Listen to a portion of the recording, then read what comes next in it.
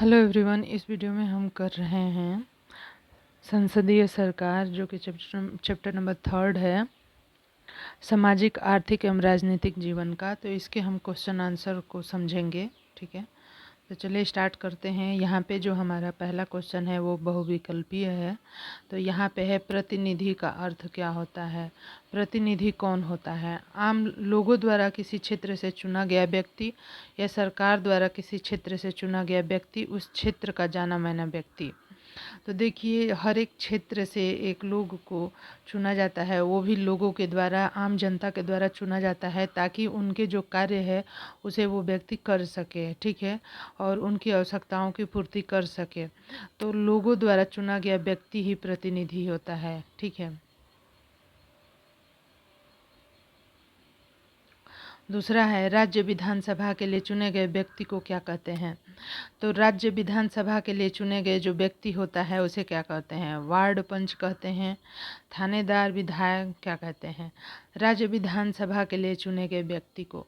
ठीक है, हर एक राज्य में जो विधानसभा चलती है, ठीक है, हर एक राज्य में विधानसभा चलती है, तो हर एक एरिया से, डिस्ट्रिक्ट से एक विधायक चुना जाता है, और वो जो है विधानसभा में उस राज्य की कार्यवाही में भाग लेता है, तो उसे हम विधायक कहते हैं। ठीक है, उसे विधायक कहते हैं।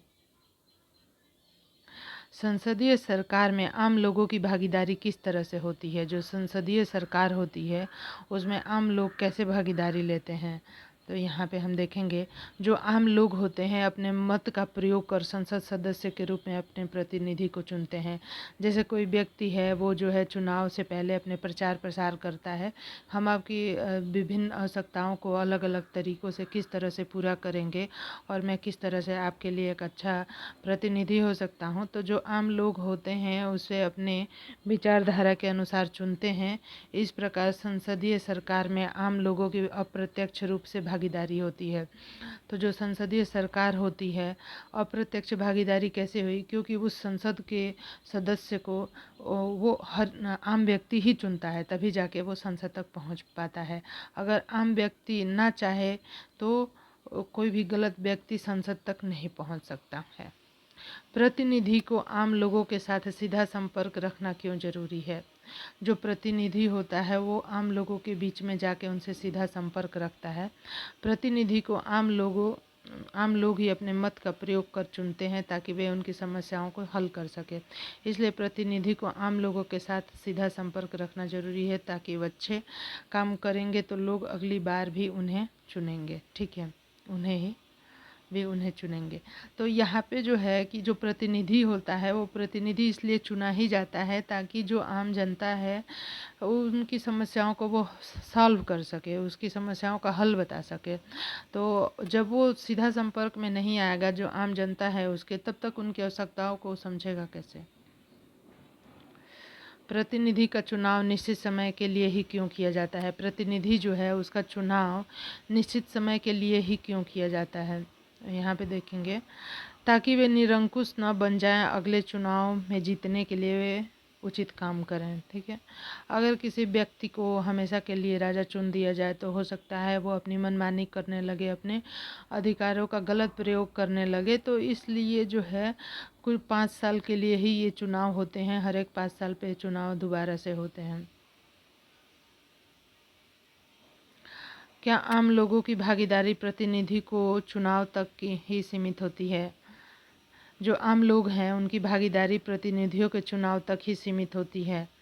देखिए, आम लोगों की भागीदारी तो शुरू से लेकर अंत तक है, लेकिन देखिए सिद्धांत के रूप में ऐसा नहीं है, पर व्यवहारिकता में ऐसी ही तस्वीर सामने आती है। ठीक है, मतलब कि प्रतिनिधि का चुनाव ही इसलिए आम लोगों के द्वारा होता है कि उसकी समस्याएं हल कर सके, आम लोगों की समस्याओं को जो प्रतिनिधि है समझ सके, उसको हल कर सके। लेकिन अभी जो व्यवहारिक रूप में देखा जाए तो ऐसा ही है, लोग जो है वोट ले लेते हैं और उसके बाद जब वो जीत जाते हैं तो व्यवहारिक तौर पे उनकी समस्याओं को, आम लोगों की समस्याओं को सॉल्व नहीं करके, बल्कि वो अपने फ़ायदे की बात सोचते हैं। क्या प्रतिनिधि चुनाव क्यों जरूरी है? शिक्षक के साथ चर्चा करिए। तो सारी जनता को सरकार में शामिल नहीं हो सकती, ठीक है। जो सारी जनता है, जैसे कहीं भी डिस्कशन जो होने हैं वो कार्य 200-400 लोग मिल बैठ के ही करते हैं, पूरी जनता तो कर नहीं सकती है, सारी जनता तो सरकार में शामिल हो नहीं सकती। इसलिए जनता की ओर से प्रतिनिधि चुने जाते हैं। जो 1000-2000 लाखों के लोगों की जो बात होती है वो एक प्रतिनिधि जो है उसको सामने से पेश करता है, जो सरकार बना चला कर जनता के हितों में काम करते हैं। तब प्रतिनिधि चुनाव जरूरी है, ठीक है। इसलिए प्रतिनिधि का चुनाव जरूरी है। बिहार के मुख्य शहर के चुनाव क्षेत्रों को पहचान कर उसके निर्वाचित प्रतिनिधि के नाम बताइए। अपने शिक्षक की सहायता से इसे करना है। तो देखिए, हर एक क्षेत्र का जो होता है, क्या होता है, बिहार के प्रमुख शहरों के चुनाव क्षेत्र को पहचान कर निर्वाचित प्रतिनिधियों के नाम बताइए। हर एक जो राज्य है उसके कुछ शहर हो, पर्टिकुलर शहर के प्रतिनिधि चुने जाते हैं आम जनता के द्वारा।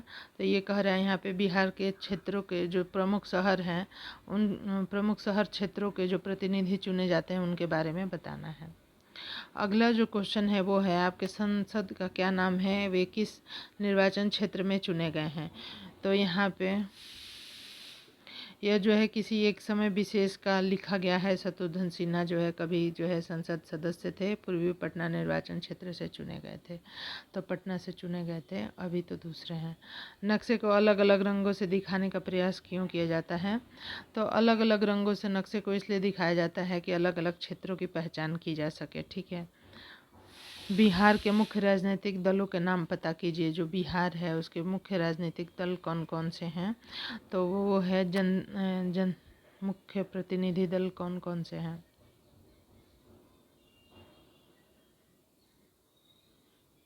तो जनता दल यूनाइटेड है, भारतीय जनता पार्टी, कांग्रेस, राजद और लोजपा है, ठीक है। अगला है, किसी भी राजनीतिक दल को आसानी से कैसे पहचाना जा सकता है, ठीक है। तो किसी भी राजनीतिक दल को हम उसके चुनाव चिन्ह से पहचान सकते हैं। नेक्स्ट जो है, राजनीतिक दलों का मुख्य काम क्या होता है। तो राजनीतिक दलों का मुख्य काम जो है सरकार बनाना और अपनी जनता की समस्याओं का समाधान करना होता है। तो राजनीतिक दलों का मुख्य काम क्या होता है। राजनीतिक दलों का मुख्य काम जो है सरकार बनाना होता है और जनता की समस्याओं को समाधान करना होता है, जनता की समस्याओं का समाधान करना होता है। शिक्षिका की मदद से पता कीजिए कि भारत में राष्ट्रपति का निर्वाचन किस प्रकार होता है। तो देखिए, यहाँ पे भारत में जो राष्ट्रपति का निर्वाचन होता है, राष्ट्रपति का निर्वाचन जनता के द्वारा चुने गए प्रतिनिधि के द्वारा होता है। विशेष जानकारी शिक्षक के साथ स्वयं चर्चा करें। नेक्स्ट जो क्वेश्चन है वो है, 8वीं लोकसभा चुनाव में किस राजनीतिक दल को सबसे अधिक सीटें प्राप्त थीं। तो यहाँ पे जो है भारतीय राष्ट्रीय कांग्रेस को 8वीं लोकसभा में सबसे ज़्यादा सीटें प्राप्त थी, जो कि 404 थी, ठीक है। किस दल को सबसे कम सीटें प्राप्त हुई। किस दल को सबसे कम सीटें प्राप्त हुई। तो 8वीं लोकसभा में राष्ट्रीय दल में सबसे कम सीटें भारतीय जनता पार्टी और भारतीय कम्युनिस्ट पार्टी मतलब भाजपा और भाकपा को प्राप्त हुई थी। तो 2 सीटें प्राप्त हुई थी। तो ये एक समय विशेष की बात कर रहे हैं। 13वीं जो लोकसभा चुनाव था में कौन सा दल सबसे बड़े दल के रूप में उभर कर सामने आया। तो जो 13वीं लोकसभा चुनाव था उसमें चुनाव में भारतीय जनता पार्टी 182 सीटें जीतकर सबसे बड़े दल के रूप में उभर कर सामने आया था, ठीक है। अगला है, सबसे बड़ा दल होते हुए वह पार्टी अकेले सरकार क्यों नहीं बना सकी। क्योंकि देखिए, उसके पास बहुमत के लिए सीटें नहीं थी।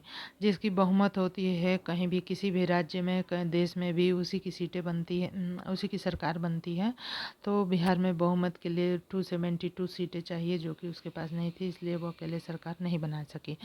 जो गठबंधन सरकार बनाई गई उस गठबंधन का नाम क्या था। तो जो गठबंधन जो 2 या 3 पार्टियों से मिलकर बनती है सरकार, उसे गठबंधन सरकार कहते हैं और उसका नाम था NDA। नेक्स्ट क्वेश्चन है, आपकी समझ में क्या बहुमत को सरकार बनाने का आधार रखना चाहिए, कारण सहित समझाइए। बहुमत के बहुमत हो तभी सरकार उसकी बनेगी, क्या ये सही है? हाँ, बहुमत को सरकार बनाने का अधिकार रखना चाहिए। संसद में भी सभी जनता को प्रतिनिधि होते हैं जो सब समान होते हैं। फिर तो उनमें जो बहुमत में होगा वही सही मायने में जनता का प्रतिनिधित्व करेगा, उसी को सरकार बनाने का अधिकार प्राप्त होना चाहिए। क्या इस तरह के गठबंधन से बनी सरकार शक्तिशाली सरकार हो सकती है?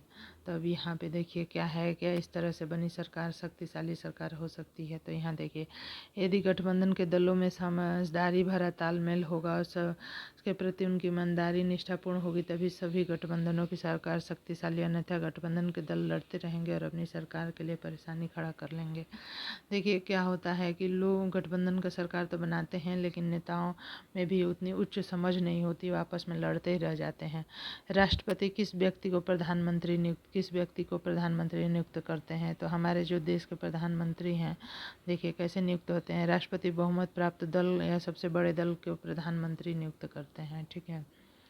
तो जो सबसे बड़ा दल होता है वही प्रधानमंत्री बनता है। क्या प्रधानमंत्री अपनी मर्जी से अपने मंत्रिपरिषद में सहयोगियों को ले सकता है? शिक्षा की मदद से चर्चा कीजिए। तो यहाँ पे देखिए क्या है, हकीकत में तो ऐसा नहीं होता, बस नाम के लिए प्रधानमंत्री राष्ट्रपति से सलाह लेकर अपने मंत्रिपरिषद के सहयोगियों का चयन करते हैं। राष्ट्रपति को तो बस प्रधानमंत्री के निर्णय पर अपना मुहर भर लगाना होता है। संसद में प्रधानमंत्री ही सर्वशक्तिमान होता है। नेक्स्ट जो क्वेश्चन है वो है, नेक्स्ट, यदि आपको अपने इलाके के बारे में प्रश्न पूछना हो तो आप अपने संसद से क्या प्रश्न पूछते? तो देखिए यहाँ पे मैं प्रश्न पूछता कि महंगाई को वे लोग नियंत्रित क्यों नहीं कर रहे, और गुणवत्तापूर्ण शिक्षा और शिक्षक हासिल करने के लिए वे क्या कर रहे हैं। मतलब कि हर एक के प्रश्न अलग हो सकते हैं, लेकिन शिक्षा गुणवत्तापूर्ण होगी तो हमारे समाज का विकास ज़्यादा अच्छा होगा। नेक्स्ट क्वेश्चन है, इस अविश्वास प्रस्ताव लाने वाले नियम के पीछे क्या कारण हो सकता है? आपस में चर्चा कीजिए। तो अब यहाँ पे देखिए, मंत्रिपरिषद निरंकुश न हो जाए इसलिए अविश्वास प्रस्ताव का नियम बनाया गया, ताकि बाकी विपक्ष द्वारा इस नियम के तहत सरकार गिरा देने के खतरे के तलवार मंत्रिपरिषद पर लटकती है और वह बेलगाम न हो पाए। हमारे यहाँ 18 वर्ष से अधिक उम्र के सभी लोगों को वोट देने का अधिकार है। आपकी समझ से क्या यह ठीक है? हाँ, यह ठीक है, क्योंकि 18 वर्ष के युवा में इतनी परिपक्वता आ जाती है कि वे अपने मत का प्रयोग कर सकें। लोकसभा जनसभाओं और जनता की अपेक्षाओं की अभिव्यक्ति का मंच है। क्या आप इस वाक्य से सहमत हैं? अगर सहमत हैं तो इसको समझाइए। हाँ, मैं उपरोक्त वाक्य से सहमत हूँ। लोकसभा में जनता द्वारा चुने गए प्रतिनिधि जाते हैं। लोगों को अपने अपने प्रतिनिधियों से काफ़ी अपेक्षाएं रहती हैं। वे अपनी हर समस्या का समाधान हकपूर्वक चाहते हैं। तो लोकसभा जनसभा और जनता की अपेक्षाओं की अभिव्यक्ति का मंच है।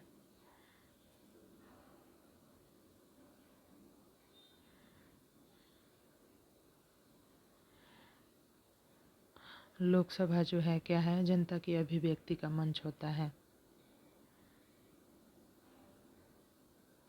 लोकतांत्रिक शासन में आम लोगों की भागीदारी किस प्रकार से होती है? उदाहरण देकर समझाइए। आम लोग अपने मत का प्रयोग कर संसद विधानसभा में प्रतिनिधियों को भेजते हैं। यही प्रतिनिधि जनता के हित में शासन का कार्य करते हैं। अतः लोकतांत्रिक शासन में आम लोगों की भागीदारी अप्रत्यक्ष रूप से होती है। ये जो प्रतिनिधि संसद भवन में बैठते हैं संसद में या विधानसभा में, ये जनता के द्वारा ही चुने गए प्रतिनिधि होते हैं। केंद्र में सरकार बनाने के लिए किसी भी दल या दलों के गठबंधन के पास होने वाले आवश्यक बहुमत का क्या अर्थ है? एक उदाहरण देकर समझाइए। तो देखिए यहाँ पे जो है क्या होगा, भारत में किसी भी दल को संसद में सरकार बनाने के लिए 543 कुल सीटों में से कम 272 सीटों की आवश्यकता होती है। अतः संसद में सरकार बनाने के लिए आवश्यक बहुमत का अर्थ है कुल 272 सीटें कम से कम प्राप्त करना किसी एक दल को अथवा गठबंधन के दल को। अगला जो क्वेश्चन है वो है, संसद मंत्रिपरिषद पर किन किन तरीकों से नियंत्रण करती है? इसमें से आपको कौन सा तरीका असरदार लगता है और क्यों? तो यहाँ पर देखिए, संसद मंत्रिपरिषद पर इन तरीकों से नियंत्रण करती है: प्रश्नकाल के दौरान प्रश्न पूछना, सरकार की नीतियों और कार्यक्रमों की आलोचना करना। संसद मंत्रिपरिषद पर किन किन तरीकों से नियंत्रण करता है, इसमें से कौन सा तरीका आपको असरदार लगता है और क्यों? तो यहाँ पे हम देखेंगे कि जो संसद मंत्रिपरिषद पर इन तरीकों से नियंत्रण: प्रश्नकाल के दौरान प्रश्न पूछना, सरकार की नीतियों और कार्यक्रमों की आलोचना करना, सरकार के खिलाफ अविश्वास प्रस्ताव पेश करना। ठीक है, देखिए संसद में मंत्रिपरिषद पर इन तरीकों से नियंत्रण: संसद जो है मंत्रिपरिषद पर किन तरीकों से नियंत्रण करती है? प्रश्न काल के दौरान प्रश्न पूछती है, सरकार की नीति और कार्यक्रमों की आलोचना करती है, सरकार के खिलाफ अविश्वास प्रस्ताव पेश करती है। नेक्स्ट है हमारा, संसद के मुख्य कार्य कौन कौन से हैं, अपने शब्दों में लिखिए। जो संसद के मुख्य कार्य हैं वो निम्न हैं: विधायी कामकाज: संसद का काम पूरे देश या देश के किसी भूभाग के लिए कानून का निर्माण करना। वित्तीय कार्य: सरकार के कार्य होते हैं के लिए बहुत धन की जरूरत होती है, संसद अपनी वित्तीय शक्तियों के द्वारा सरकार के कार्यों के लिए धन उपलब्ध कराती है। सरकार को खर्च की गई राशि और प्रस्तावित आय का हिसाब किताब संसद को देना होता है। सरकार को नियंत्रित करना, मार्गदर्शन और जानकारी देना संसद का सबसे महत्वपूर्ण कार्य सरकार को नियंत्रित करना होता है। ठीक है, यहाँ पे देखिए संसद के मुख्य कार्य जो हैं विधायी कामकाज होते हैं। संसद का काम पूरे देश के किसी भूभाग के लिए कानून का निर्माण करना। कोई भी कानून जो है कहाँ बनता है? संसद में। वित्तीय कार्य: सरकार के कार्य कई होते हैं जिनके लिए सबसे बहुत धन की जरूरत होती है। संसद अपनी वित्तीय शक्तियों के द्वारा सरकार के लिए धन उपलब्ध कराती है। सरकार को खर्च की गई राशि और प्रस्तावित आय का हिसाब किताब देना होता है।